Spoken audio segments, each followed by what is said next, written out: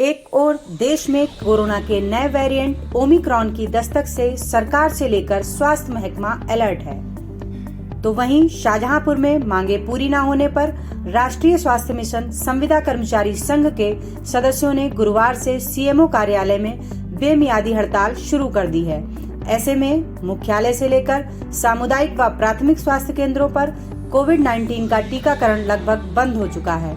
जनपद में स्वास्थ्य सेवाएं प्रभावित हो रही हैं। स्वास्थ्य विभाग में 90% संविदा कर्मी हड़ताल पर चले गए हैं, जिसकी वजह से कोविड-19 टीकाकरण भी लगातार प्रभावित हो रहा है। Media point bureau report, Shahjahanpur.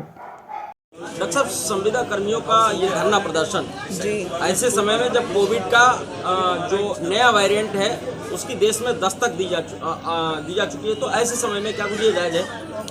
जायज़ तो ये है ही, क्योंकि हम लड़ाई अब से नहीं लड़ रहे हैं, बल्कि काफ़ी समय से ये लड़ाई हमारी चल रही है। और इस मामले में हम लोगों की स्टेट कमेटी ने कई बार जो है जीआरसी के माध्यम से और कई और माध्यम से बात जो है पहुंचाने की कोशिश की है माननीय जो है मुख्यमंत्री जी तक, लेकिन उन्होंने इस बात को कभी भी सीरियसली लेने की कोशिश नहीं की। उस लड़ाई को लड़ते लड़ते आज हम 10 साल जॉब करते हुए हो गया है। जो हमारी एनएचएम था वो 2007 में शुरू हुआ था, तो उसमें फिर सभी लोग जुड़ते चले आए, जिसमें आरबीएसके भी आया, जिसमें आयुष डॉक्टर भी था, एएनएम कैडर भी था और पीएमडब्ल्यू स्टाफ भी था। मतलब जितने भी कैडर थे वो डे टू डे जुड़ते चले गए, लेकिन लड़ाई हमारी 2007 से है।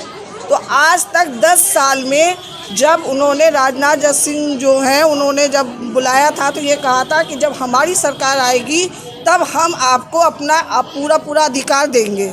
और उन्होंने ये कहा था कि हम पूरा वादा करते हैं कि जब लखनऊ हम लोग गए थे, ख़ास तौर से हमारा जितनी भी कमेटी है वो टोटल गई थी, उन्होंने ये पूरा आश्वासन दिया था कि हम जब आएंगे तब हम आपको ज़रूर से आपका अधिकार दिलाएंगे। लेकिन 5 साल होने के बावजूद भी आज तक हमें कोई भी, ये समझ लीजिए, जो अगर 80 से 100% परमानेंट वाले पाते हैं तो हम लोग 10 से 20% पाते हैं। हमारी एएनएम ने पूरा कोविड 2 साल का जो कोविड चला है, अपनी जान, अपनी ज़िंदगी, अपना परिवार, सब कुछ एक साइड में रख के पूर्णतः सहयोग दिया है। और इसलिए हमारा ये अधिकार बनता है, हमारी मांगे भी जायज़ है कि वो हमारी बात को सुने और समझें कि अगर उन लोगों ने इस बात को, हमारी बात नहीं पहुंचाई, तो हो सकता है कि उनके लिए आगे दिक्कत पैदा हो। कालीन धरना है, कब से चल रहा है और क्या कुछ प्रमुख मांगे हैं आप लोग? 26 तारीख से हमारा धरना शुरू, 26 तारीख से हमने ज्ञापन दिया था सरकार को कि हमारी जो 7 सूत्रीय मांगे हैं, जिनमें नियमितीकरण, समायोजन, वेतन विसंगति, जॉब सिक्योरिटीज़ और जो 7 पे कमीशन हरियाणा में लागू हो गया वो हम एनएचएम कर्मियों पे लागू हो। और जहाँ पे हमारे रिक्त पद हैं वहाँ पे जो हमारे संविदा के कर्मी बहुत दूर दूर से आके काम कर रहे हैं उनको वहाँ पे ट्रांसफ़र कर दिया जाए। आउटसोर्स से जो भी हमारे साथी तैनात हैं वो आउटसोर्स कंपनी के द्वारा जो तैनात किए गए हैं, आउटसोर्स को ख़त्म करके उसको जिला स्वास्थ्य समिति से मर्ज कर दिया जाए। बीमा पॉलिसी का लाभ आयुष्मान योजना के तहत हर जो कर्मचारी हमारा है जो कोविड के दौरान इतना काम कर रहा है, इतना रिस्क ले रहा है, अपनी जान की बाजी लगा रहा है, तो उसको जो हमारा बीमा का लाभ है, जो आयुष्मान योजना का लाभ है, उस हर कर्मचारी को और उसके घर वालों को मिलना चाहिए। इसके साथ में जो बेस लेवल पे हमारा बेस वर्कर है आशा, जो हमारे स्वास्थ्य विभाग की सबसे मजबूत कड़ी है, उसको एक नियत मानदेय दिया जाना चाहिए। इन 7 मांगों के संबंध में हमने 26 को ज्ञापन वहाँ पे मतलब सभी कार्यालय अध्यक्षों के यहाँ रिसीव करवाया था और उसी के क्रम में 29 को हमने एमडी ऑफिस का घेराव किया था। उस घेराव के दौरान एमडी मैडम ने जीएमएचआर को नामित करके हमसे वार्ता की थी, लेकिन कोई भी सेटिस्फैक्ट्री आंसर नहीं दिया था। सिर्फ 3 बातों पे सहमति बनाई थी, वो भी सिर्फ आश्वासन बतौर। तब हमारे प्रांतीय नेतृत्व ने यह निर्णय लिया कि अब हम ज़्यादा नहीं सहेंगे, क्योंकि ये 3 बार हो चुका है। अब हम ज़्यादा नहीं सहेंगे, अब हम अपना जिला स्तर पे अपना धरना प्रदर्शन चालू करेंगे और ये धरना प्रदर्शन तब तक अनवरत चालू रहेगा जब तक हमारी मांगों को लिखित रूप में हमारी नहीं मान ली जाती। टीकाकरण दूसरे दौर का टीकाकरण चल रहा है। जनपद को टीकाकरण 100% होने की बात कही जा रही है कि 100% के करीब हैं आप लोग।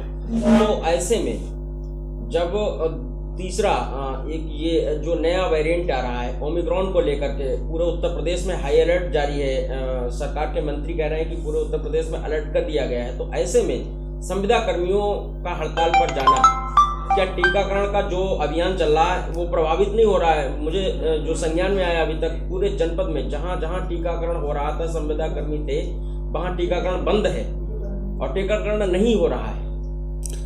हाँ, ये तो आप ठीक कह रहे हैं। टीकाकरण यही लोग करा रहे थे। टीकाकरण भी जो हमारे संविदा स्टाफ है वही करा रहा, और परमानेंट स्टाफ बहुत कम है जो कि वो अपना काम कर रहा है। जहाँ जहाँ वो तैनात हैं वो सब अपना काम कर रहे हैं, लेकिन संविदा कर्मचारी ये स्टाफ जो है ये स्ट्राइक पर है, अपना प्रदर्शन कर रहे हैं। लेकिन इन्होंने इस बात को स्पष्ट किया है कि जब हमने 100% कोविड वैक्सीनेशन किया है, इन्हीं के बल पे ये हमने ये जो है लक्ष्य प्राप्त किया है। और इन्होंने ही ये श्रेय इन्हीं को जाता है कि इन्होंने 100% टीकाकरण प्रथम डोज की करवा लिया है, और इन्होंने ही 49% द्वितीय डोज भी लगवाने का लक्ष्य प्राप्त किया है। ये एक गौरव की बात है।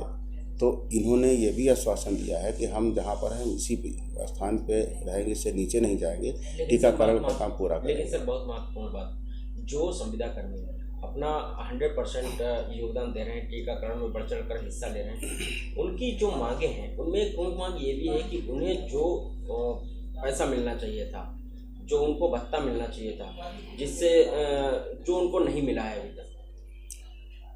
जो भत्ता इनको मिलना चाहिए था और वो सरकार से अनुमन्य होगा तभी मिलेगा भत्ता।